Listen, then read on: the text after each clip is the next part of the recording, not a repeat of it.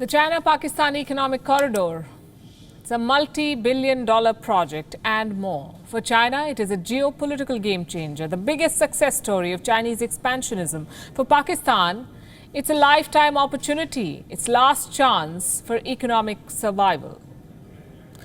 For the last 6 months, this project has been both a source of interest and concern. There has been a global debate over its potential and problems. Time and again on this show, we've told you how the CPEC is not the magic dust that will make Pakistan's problems disappear.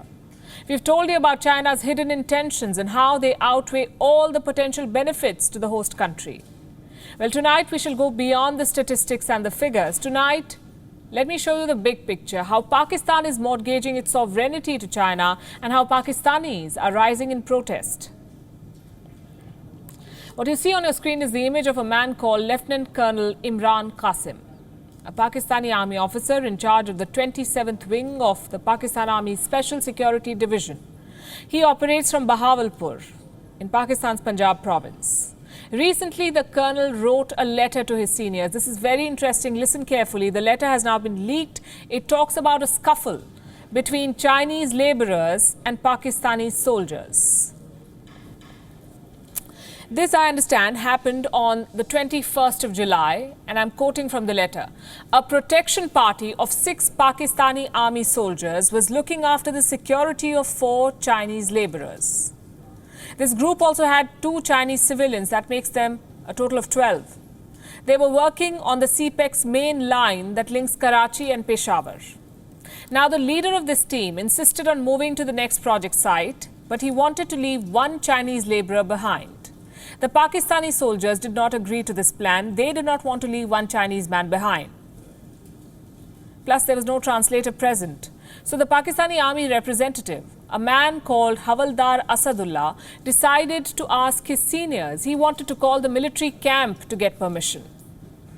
But before he could make this call, the Havaldar was assaulted, believe it or not. He was hit on his head twice. And soon the other Chinese labourers present there also joined. It turned into an all-out scuffle. The entire episode was detailed in the letter by Lieutenant Colonel Imran Qasim. Well, what did his seniors do about this letter? They pushed it under the carpet. The Army High Command ordered the soldiers to disengage and to avoid any such physical altercations in the future. The question is why? The answer is China. The rank and file of the Pakistan Army has one standing instruction: do not confront the Chinese. No matter how much they provoke, no matter how lawless the Chinese workers are, do not confront them. And that's saying a lot, because the Chinese working in Pakistan often behave like they own that country. Perhaps they do.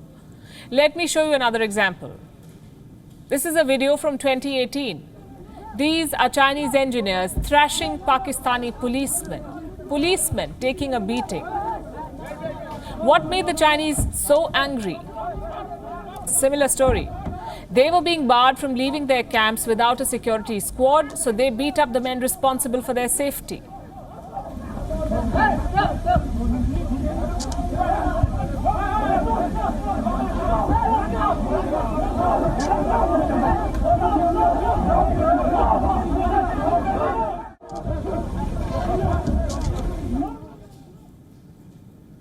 That is quite something, isn't it? Now look at this image.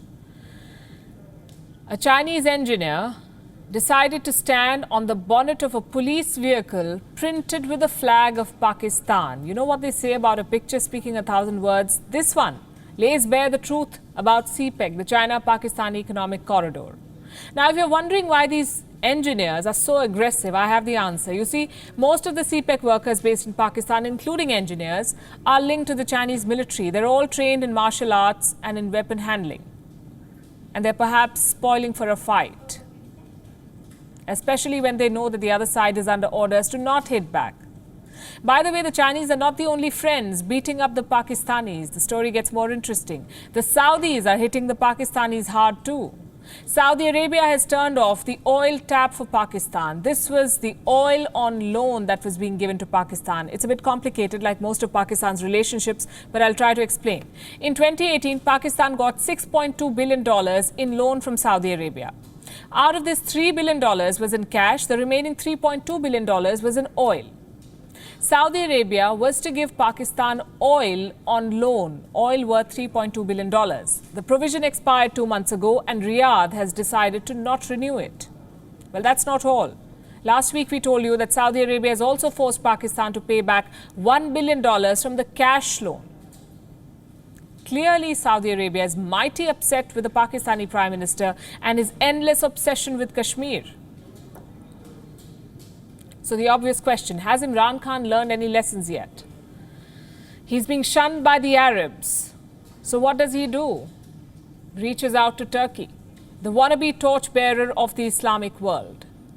And the result is this. Pakistan has a new visitor from Turkey, Ambassador Volkan Bozkir.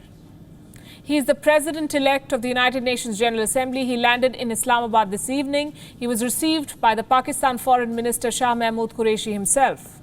Ambassador Bozkir then held extensive talks with the Pakistan Foreign Ministry officials and went to meet Prime Minister Imran Khan. What does Pakistan want from him? A statement on Kashmir.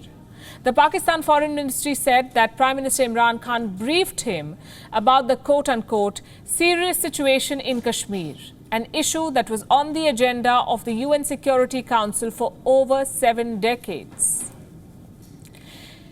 Well, why did he put up with this charade in Pakistan? The Turkish man. All we know at the moment is that the President-elect of the United Nations General Assembly happens to be from Turkey. He was born in Turkey, raised in Turkey, has served the Turkish government, both as a diplomat and a negotiator. And he is now going to be the President of the 75th General Assembly of the United Nations. He is currently in Pakistan. We shall not comment on his professionalism right now. We shall wait and see, keeping our expectations reasonable.